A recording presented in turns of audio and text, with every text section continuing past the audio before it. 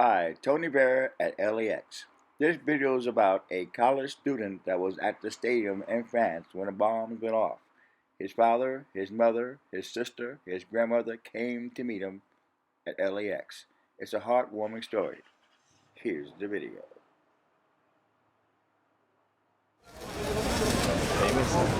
No. I gotta Snapchat this. It's funny. Thank you so much. Good. How are you? I'm doing well. I'm doing well. Good to meet you in person. We were talking to your sister and your mom, your dad. What's it feel like to be home and see your family? It's nice. It's when I came up here and I saw them, kind of got the chills. Very nice to see them because I wasn't expecting to see them for another month or so. But with everything going on, it felt so unreal, like a nightmare out there. It's nice to kind of come back home and then see your mom, see your dad, see your grandma, sister, and your brother and stuff out here, and just all the support and stuff. It's kind of bittersweet, and I love it so far. So you were in the stadium when the explosion happened. Describe that. Gives me chills just thinking about it.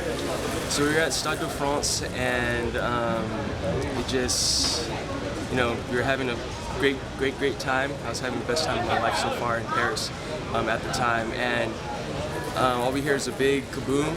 Thought it was cannons, thought it was fireworks, and then we ended up finding out that it was the explosions, which just made all of us students, all being from the States, just very uneasy feeling, just very dangerous feeling at the time. And we're just so very lucky, I would say, that there was extra security because the French president was there, and because of the great security guards that were at the game, didn't allow the terrorists to come in. So even on top of that, at Stade de France, they had a great team just protecting all of the audience and all the crowd members. And how long did it take for you to realize that it was something? Yeah, it probably took me to realize another 2 hours or so till after the game. As I was saying, it was just a whole big party the whole time. We were having such a great time, and once we finally got out, we still didn't know what was occurring, and we didn't know that something very big was occurring until I believe the third explosion ended up coming off, and that was when everyone just started to disperse, running for their lives, and that's when we kind of knew something was definitely up. Did you feel safe inside?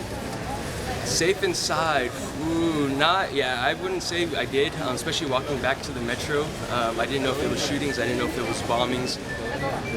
Even going back to my apartment, that 45-minute metro ride, it was just very uneasy and very chaotic. People were crying within the metro. People didn't know what was going on within the metro as well. And especially being in a very confined space within the metro, something super dangerous could occur at the time. And thankfully, I was able to get home. You were studying abroad how long there? I was studying abroad for 3 months, so that was my third month, and I was going to go into my final fourth month. But I decided, best to come home to the comfort of my family and stuff. But there's a couple of students left my good friends that are still in France, and I wish them the best and just talk to them every single day and tell them I love them and live it up for me in Paris. So much. What are you going to do now that you're home? Now that I'm home, I'm going to hang out with my family first and foremost, see all of my best friends. And I am in California, so I'm going to be missing the beaches, so I'll go to the beaches. But definitely, I'm going to miss Paris the most, and I'm going to miss all of my friends, but it's only a given amount of time where I get to see all my friends. And I have promised myself to finish that last month, so within the next 2 years or so, I'm hopefully able to go back to Paris and spend a whole month or so and live the rest of my Paris experience out there. And I'm just happy to be back in California, being with my family and friends. So I understand by the time you were cleared customs or whatever and got near the plane, that's when the raid happened early this morning, Yes, right? So how did you hear about that? So at first, I was still kind of, oh man, do I really want to go home? I was kind of 50-50 if I want to go home or not. And when I finally got that email from the U.S. Embassy, I was at CDG, Charles de Gaulle, and Saint-Denis is kind of close in that area. So I felt, wow, I should be going home. Other stuff like this could end up occurring at any time, at random moments and stuff like that. So once I did find out about the raids, I was like, okay, might as well go home and just be safe. Did you feel uncomfortable from Friday to the point you decided to come, or you got to fly home? I didn't necessarily feel uncomfortable, just more uneasy. I just had to be vigilant most of the time. More, it was I wanted to be there for the French, all my French friends, all my Parisian friends, and I just wanted to, give them my support at the time. And it was hard because, I had to be vigilant in the metro, walking to the grocery store and stuff like that.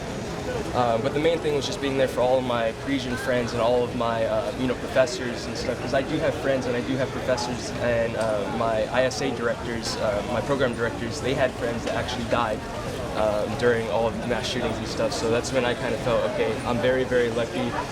Let me see what I can do to kind of, be there for people. Can you say At what point did you decide to come home? Not until today's Wednesday. I probably didn't until Tuesday afternoon. I was sitting on it for probably the whole weekend because once again I wanted to be with my friends, but I am a family person. It's my main priority is my family, and having my mom, giving me calls once in a while saying, they want me home and stuff. I knew that was the best thing for me. I could always go back to Paris. I could always see my friends all over again, but just with all the random issues occurring, situations, I didn't want to put myself in there. What does the scarf stand for? So this is Ici c'est Paris. This is their soccer team over here, but this means here, this is Paris. Wow.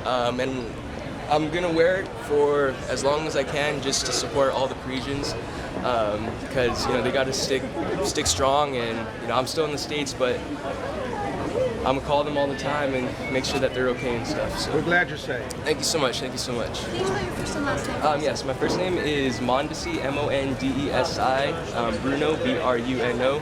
Last name is Sajor, Sajor. And what was the program you were in? The program I was in was through Cal Lutheran University in Thousand Oaks. That's my home school, and they are partner affiliates with ISA, International Studies Abroad, and they have a great team out there that supported us the whole time during this whole situation. And what is your hometown? Oxnard, California. Oxnard, California, Simi Valley. See me? Yeah, perfect. You're my neighbor. So welcome home. You don't know what you're going to do. I mean, is there something you're going to eat? Of course. What's the first thing we come back to is In-N-Out. Wow. Right? So we're gonna get some In-N-Out. By the airport? Yeah, I go to the airport, get some In-N-Out, maybe some burritos once I get back into Oxnard too. And you got a girlfriend here? No, I don't have a girlfriend. Over there you have one? No, I didn't have one. You will. I hope. No, we'll see. Thank you. Thank you guys so much. Thank you. Sure. Thank you guys. Thank you. I'm real happy he's home. So, Were you worried about him all that time? the funny thing is over the last 3 months or so, I tried not to miss him. And so, but then when I found out that he was at the stadium and he was unaccounted for, that was like 2 hours of just being dazed and worried, and I guess what they used to say, a parent's worst nightmare. But when we found out where he was, then we felt relief, but having him home, now we have the ultimate relief. Exactly. Yeah, so we're glad my Bruno's home. Did you encourage him to come home or demand? No, actually his mother did. I actually left it up to him because he just turned 21 in Paris, so I trusted him to make the best decision for himself. There was a lot of other factors, not just the safety, but also his school, and it's once in a lifetime experience. But and I just told him, hey, just get the input from your family, including me, and then you make the best decision. But ultimately, I think he was swayed by his mother, which is always a big influence in our family. Is your mom here today? Exactly. Yeah, she's Oh, right on. Come on, Mom. Oh, don't cry. Or you must be happy to have him home.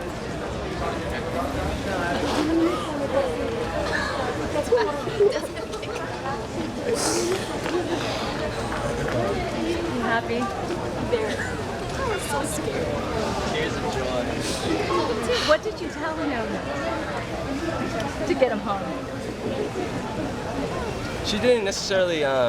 It was always my decision. It was just me hearing her cry and hearing all my family members cry made it kind of hard for me. That definitely influenced me the most. Because I can always go back to Paris, but you never know with any situation that occurs down there. You might never see your family again. So definitely feel grateful now and so much more gratitude, I guess, towards my family Grandma, and friends that I come have. on.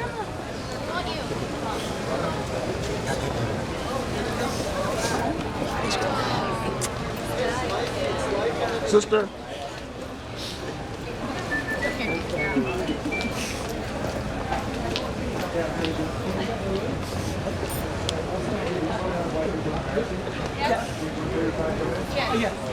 Dad, you get in there.